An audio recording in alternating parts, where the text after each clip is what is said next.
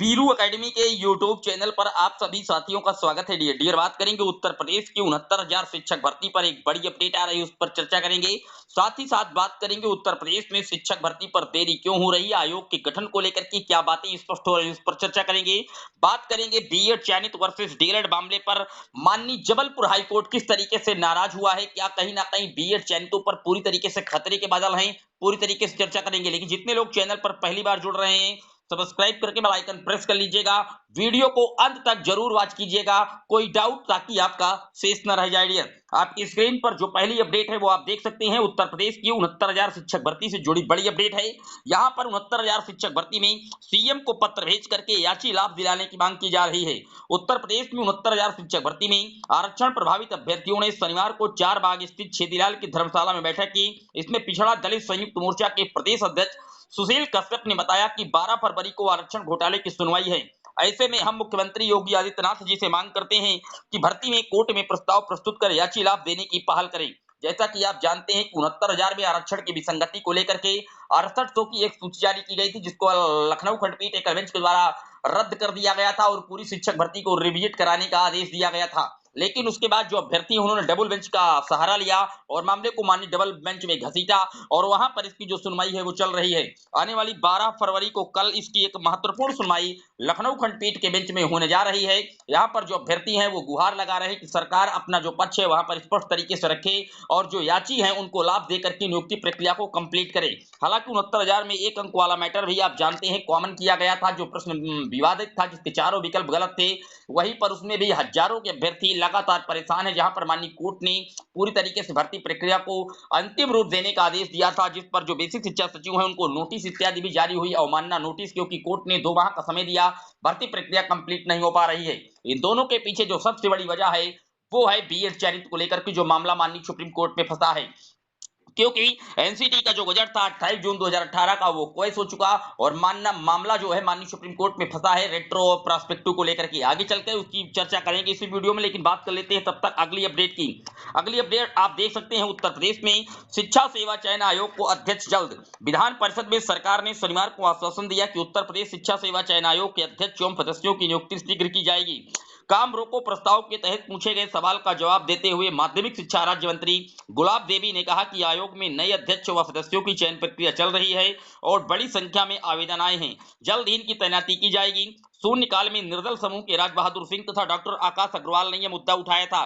Dear आप जानते हैं कि उत्तर प्रदेश में नई शिक्षा सेवा चयन आयोग को लेकर के जो विलंब है, देरी है, उसका मुख्य कारण यही कि सरकार को भर्ती ना निकालने पड़े और लोकसभा का चुनाव आप समझ रहे हैं कि नजदीक आ रहा है। जल्द से जल्द आचार संहिता कभी भी लागू हो सकती है मार्च माह में, और इसी की वजह से शिक्षा सेवा चयन आयोग में प्राथमिक, माध्यमिक और उच्च शिक्षक भर्तियों को जो मर्ज किया गया है और जो पुरानी पेंडिंग भर्तियां हैं, लगातार आप जानते हैं कि कई साल से वो दर दर की ठोकरें खा रहे हैं अभ्यर्थी जिन्होंने फॉर्म फिल किया है, चाहे वो टीजीटी की बात कर ली जाए, एलटी ग्रेड की बात कर ली जाए। लगातार अर्हता के कारण ये मामले लगातार कहीं ना कहीं डिफेक्ट होते जा रहे हैं। और हाल ही में आपने देखा था कि विधानसभा में बेसिक शिक्षा मंत्री डॉक्टर संदीप सिंह जी के एक बयान पर स्पष्ट हुआ कि प्राथमिक स्तर की शिक्षक भर्ती का फिलहाल अभी कोई जो प्रोसीजर है वो तैयार नहीं किया गया, क्योंकि हमारा जो छात्र शिक्षक अनुपात है वो लगातार फिट है, क्योंकि जब से ये शिक्षा मंत्री हैं लगातार अनुपात इनका फिट है। इसके पहले के भी शिक्षा मंत्री भी लगातार अनुपात बनाए रखे हैं, जबकि अभी हाल ही में देखा है कि न्यूज आर्टिकल काफी तेजी के साथ वायरल हुई थी, जिसमें 40 लाख जो नए आवेदन हैं वो हुए हैं प्राथमिक विद्यालयों में नवनिहालों के।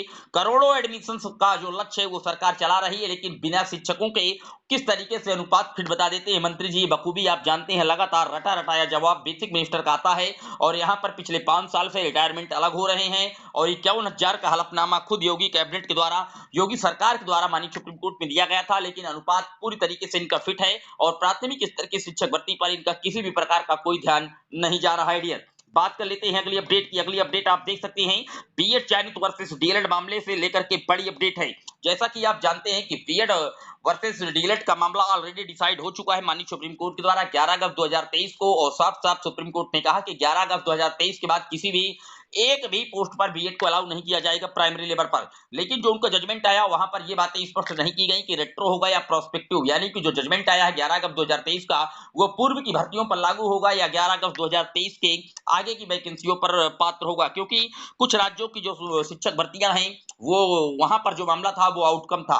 और ये अपडेट आप देख सकते हैं, दरअसल ये मामला जुड़ा है एमपी वर्ग 3 की शिक्षक भर्ती का, जहां पर मध्य प्रदेश में आप जानते हैं कि बीएड के लगभग 15,000 कैंडिडेट यहां पर सेलेक्ट हुए हैं और वहां पर डीएलएड की तरफ से ऑलरेडी इसके संदर्भ में याचिका रिट लगाई गई थी और भर्ती आउटकम रखी गई थी माननीय सुप्रीम कोर्ट या जबलपुर हाई कोर्ट के आउटकम है। अब यहाँ पर इसकी सुनवाई लगातार जबलपुर हाई कोर्ट में चल रही थी, लेकिन जस्टिस सी लागू जी की बेंच पर यह मामला चल रहा था। लेकिन स्टेट ऑफ एमपी गवर्नमेंट के द्वारा इस पूरे मामले को ट्रांसफर पिटीशन के रूप में माननीय सर्वोच्च न्यायालय में घसीटा गया। ऑलरेडी इसका जो मामला है वो सुप्रीम कोर्ट में भी चल रहा है। आप जानते हैं वहां पर 23 फरवरी की डेट लगाई गई माननीय सुप्रीम कोर्ट के द्वारा, जहां पर पूरे मैटर को पैरेंट बेंच को भेजा गया है, जहां से जो डिसीजन है 11 अगस्त 2023 का दिया गया था। और यहां पर ये जबलपुर हाई कोर्ट का जो मैटर है इसकी सुनवाई 26 फरवरी को होगी। लेकिन यहां पर हाई कोर्ट ने तल्ख टिप्पणी ये कही कि प्राथमिक शिक्षक भर्ती शासन का ट्रांसफर याचिका दाखिल करना दुर्भाग्यपूर्ण। यहां पर जानते हैं कि जो राज्य सरकार है मध्य प्रदेश की वो बीएड अभ्यर्थियों के साथ खड़ी है और उन्होंने पूरे मामले को सुप्रीम कोर्ट में ट्रांसफर कराने की अपील की और ये कहा कि जबलपुर हाई कोर्ट के द्वारा जिसका डिसीजन है वो ना दिया जाए, क्योंकि सरकार भाप गई थी कि जो जबलपुर हाई कोर्ट है निश्चित तौर पर वो डीएलएड के फेवर में डिसीजन देने के चांसेज हैं। क्योंकि जिस तरीके से सुप्रीम कोर्ट का जजमेंट आया और जो भर्तियां आउटकम रखी गई, इसी तरीके से पटना हाई कोर्ट के द्वारा भी अभी 6वें फेज में बिहार में आपने देखा कि बीएड कैंडिडेटों को बाहर करने का ऐलान किया गया। अनुच्छेद 141 का प्रयोग करके जबलपुर हाई कोर्ट भी निश्चित तौर पर बीएड को बाहर करने की फिराक में था।